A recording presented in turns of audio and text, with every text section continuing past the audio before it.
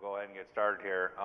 This talk is on voice over IP security essentials. It's basically a discussion about the emerging trends within voice over IP. It's starting to come to be to the forefront of many organizations and being something that executives want to move toward or at least explore because of cost savings. Traditionally, phone services have been provided by the public switch telephone network, which has been maintained as sort of a closed network, if you will, where access is limited with straight-through wires and so on. There is usually a fairly high cost just to subscribe to the service, and then if any adds, modifies, deletes, or PBX kinds of activities need to happen, then additional costs has occurred from there. The two characteristics of having a closed network and the very high cost have established sort of a false sense of security within the PSTN network. That although when looking at things like voice over IP, where you have IP traffic going with voice, the PSTN there are still openings within the wire network in order for people to either hack in and do various things of either stealing services, possible denial of service, and so on.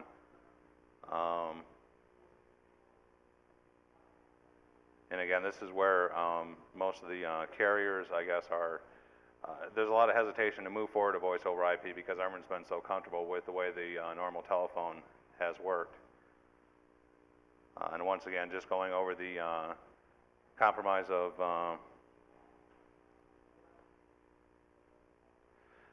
again, this is all a trusted network. The PSTN is all wired together, and it's not as much of a true IP, obviously, kind of a thing. So there's more of a reliance on the service being there and not possibly being exploitable. Whereas with the emergence of voice over IP, there's the transmission of voice over packet switch networks, which is one of the newest trends in telecommunication. Voice over IP introduces both security risk and opportunities for industries and organizations to move forward with. Voice over IP has a very different architecture than the traditional circuit-based, in which you can use an existing infrastructure, if you will, for data communications. There's lower cost and greater flexibility among voice over IPs within the enterprise. Obviously, the advantage of voice over IP is reduced phone charges, possible vendor PBX maintenance costs for the moves, adds, deletes, and so on. A recent study by the Yankee Group noted that voice over IP systems were 22% less expensive to operate than circuit switch systems, and most of the savings is found really within new sites being constructed where you don't have to build in the separate infrastructure between the Cat5 and the RJ11. Almost all organizations in today's environment have an existing IP infrastructure which can be separated off VLAN, if you will, to support a voice over IP infrastructure. Voice over IP can both run over wired and wireless infrastructures, and the sheer mobility of voice over IP and being able to move around where you don't have to be in a fixed location in order to use the service is a great advantage. Some of the disadvantages of voice over IP is the cost of if you're buying the hard phones, they're not very cheap to buy, and if an organization's got to buy a lot of them, that is a lot of cost in order to start it up. And it just depends on when that cost will be recuperated from toll charges and other things. Voice over IP equipment itself, again, with it being fairly new, there's a new infrastructure, and the understanding of that infrastructure and how to maintain it is still in its infancy. You may need additional training for IT staff or the staff that's going to support the VoIP infrastructure. One of the problems that we don't have with the current PSTN phones is there's not a problem if power goes out, your phone system is still there. Whereas with the voice over IP phones, you're going to need some sort of UPS type of protection to make sure that you still have power to the phone. Other issues involving voice over IP is quality of service. Many problems from latency to jitter and packet loss can totally destroy the communication, whereas you have with PSTN you have a higher, I guess a higher standard and a higher acceptable rate that normally goes on. You're used to picking up the phone when you're at the office or at home and you get a dial tone. With voice over IP, there's some things like power loss and or poor network service, which may interrupt that service. And then again, there's new security requirements to deal with, more denial of service, eavesdropping, fraud, misuse, impersonations, and the soft phone issue. And by soft phone issue, I'm more so talking about when someone downloads a piece of software to use as a soft phone, how do you know that there isn't an embedded Trojans, viruses, and so on within that program? So again, basic security, voice over IP gateways or call centers, you want to ensure that you can do as much as you possibly can to secure that according to best practices, industry standards, and organizational policies. And in some cases, there's not a lot you can do. You have to rely on the vendor if it is an appliance-based kinds of things for patches, and due diligence and testing out those things is very crucial.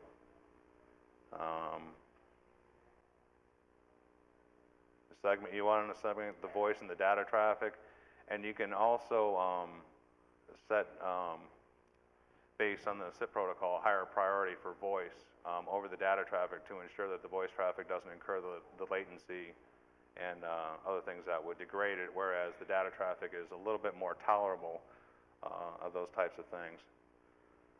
The basic voice over IP architecture, vendors are no longer offering the traditional PSTN on the new offerings of PBXs, and soon organizations will be forced to move over to voice over IP. So in addition to the savings of the overall telecommunication bill, there's also the lack of availability of new systems coming out that support the traditional PSTN. You have media servers and gateways which connect calls within voice over IP systems and connect calls between the PSTN and voice over IP. And you have the end nodes, which again can either be voice over IP phones, whether wired or wireless, soft phones, IM clients, or video clients. The current protocols can either be proprietary or one or two standards of H323 or SIP.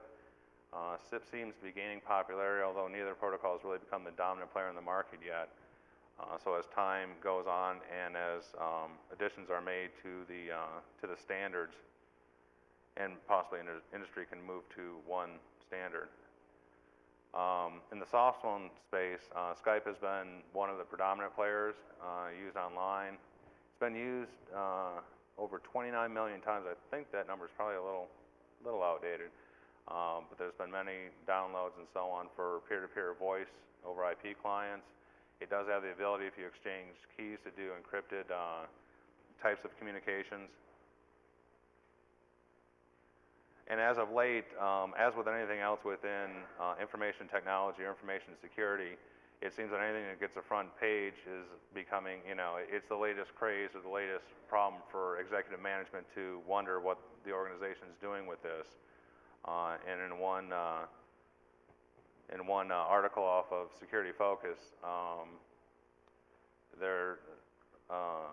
15 internet phone companies were hacked and suffered as much as $300,000 in loss resulting from misuse of their voice over IP infrastructure. And then voice over Wi-Fi is still very early in its infancy with the handsets. And again, the security issues along with Wi-Fi will blend into the use of voice over IP over Wi-Fi, or VoIP, I guess, I'm sorry. But the new dual mode handsets, which are already out in the market, will surely be making it out in the workplace. And again, voice over IP security issues, there's traditional things that with PSTN that have not had to be really analyzed or dealt with authentication, to know that who is actually calling you is who they are, it came from the right number, and so on. Non-repudiation, is there anything in place that denies the receipt of the call once it's connected? Privacy, is the call content secure? And availability, again, we're all used to hearing a dial tone, and with the new infrastructure with voice over IP, there could be bumps and grinds along the way that may inhibit the availability aspect. The big question is voice over IP really ready for prime time, whether it be in an enterprise or even a home usage kind of thing?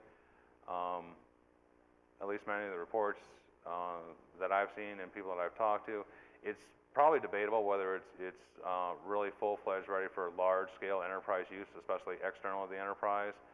It depends on the industry and the staff knowledge of the voice over IP technology. It could be used within the organization to connect branch offices and agents to corporate headquarters. And again, it does require a different mindset to implement within a business structure, just due to the different avenues and the different architectures involved. It does seem to work well in the home environment, though. I can attest to that. In summary, standards are maturing, and there are quite a few to choose from. Home use will reduce or eliminate long-distance bills. It is a good use for mobile users depending on the nature of the calls, and cell phones still may be an option. I got many conclusions. Are there any questions?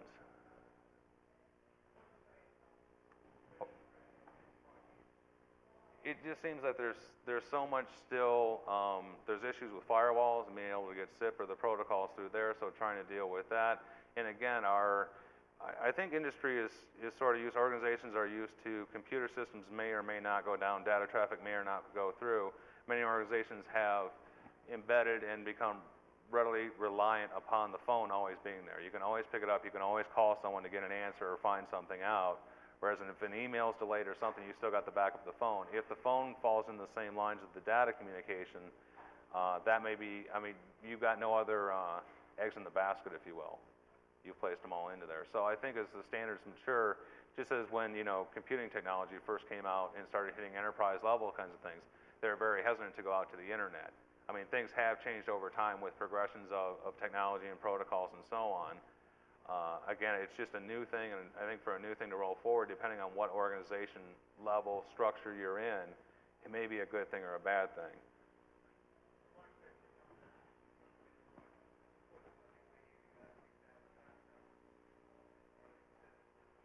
Okay. So you're doing it a point-to-point kind of thing. Right.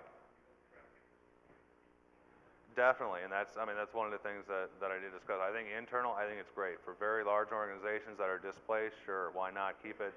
Because you can still keep that within a, you know, a VPN within sites, so on and so forth, and run the communications fine. Again, I think the other misconception is everyone thinks the phones are so secure, whereas, I mean, I've got a few phone hacker friends that they've got no problem just walking down around the corner, finding one of those boxes, opening it up, plug some stuff in, and they can make a phone call, as you can do with plugging into a VoIP network. So I don't know if there's really, I think it's probably a false sense of perception of whether it's truly secure the way that everyone thinks it is. You know, we see the old movies with the wiretaps and the people out in the van and all that stuff, and you know, you can do the same thing can still happen in a much regular thing, whether it be the fraud, wiretapping, eavesdropping, and so on. Questions? Who in here now, I mean, you mentioned that you are using voice over IP. Are there any other people in the audience that are actually implemented voice over IP within the architecture? There's a few hands. Good, bad, thoughts? Got one thumbs up. Still haven't gone outside with it yet.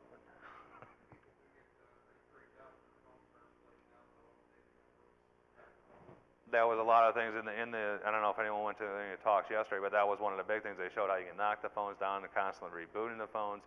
So again, this is something else where we have the dumb phone right now where people are used to picking it up, I dial something. I mean, I'm a fairly technical person, but I have a hard time with my voicemail even, so I don't know how I do with a voice over IP phone. That may be a problem. Any other comments? I mean, to implement within your infrastructure, you mentioned how many endpoints? Wow. So I mean, that was quite a bit of an investment on the organization's part to go for that. Was there a projection and how long that would pay off? Okay. I mean, that would be the other thing. Again, you know, businesses always look at how do I make money? How do I save money? How do I increase revenue? How do I take money somewhere else? So investing in this type of infrastructure obviously will save money if you have huge toll charges, but again, you're still going to have the infrastructure to build it, maintain it, In what?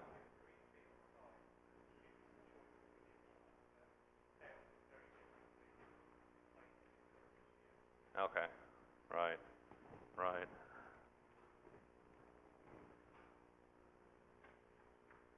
Any other comments? Voice over IP within infrastructures, go ahead.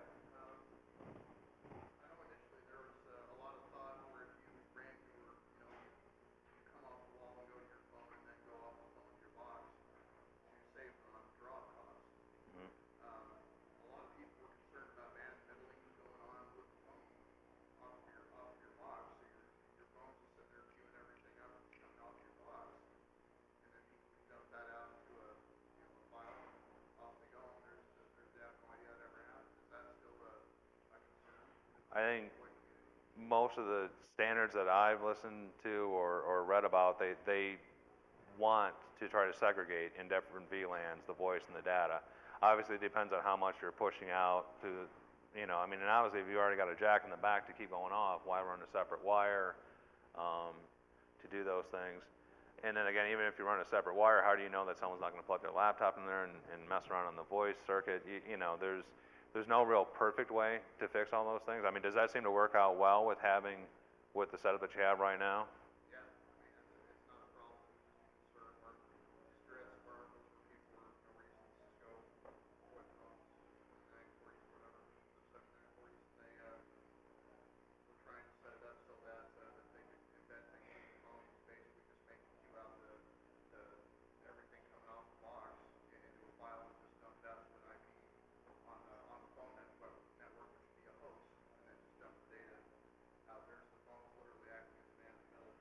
Nice. See, yeah, what would worry me is if my phone died, and that means my computer's dead, and that means I basically can go to lunch for a very long time or go home or whatever. But again, I mean, these are the bumps and grinds, as with anything, in setting it all up. What is the best architecture and so on, and I mean, the standards for the protocols are even changing too. So for everything to catch up, and then vendors already put certain things out, standards change, and then to catch up to that, again, is quite a bit to do. Any other questions, comments? Please. Oh, come on, say something. No? You're talking to the guy over there. All right, well, I thank you all. Oh, there's one in the back.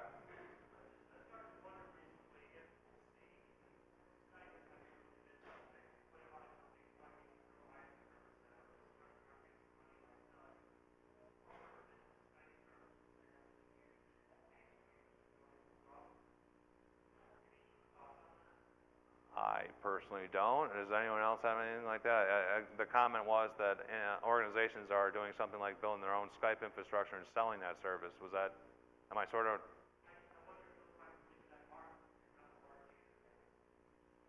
I guess it'd be possible. Again, the thing that worries me about putting it on the soft phone thing, and I don't know, I mean, is anyone using soft phones for business within the organization? A couple hands out there, and that would be the only thing, because now you are truly mixing up everything into one basket. So if your computer goes down, now you can't use the phone, now you can't use the computer necessarily. So whether it's a good thing from sort of a defense in depth and availability kind of aspect or not, but I'm sure you could go sell that, and I don't know what possible legal ramifications, if any, that there would be to doing that kind of thing.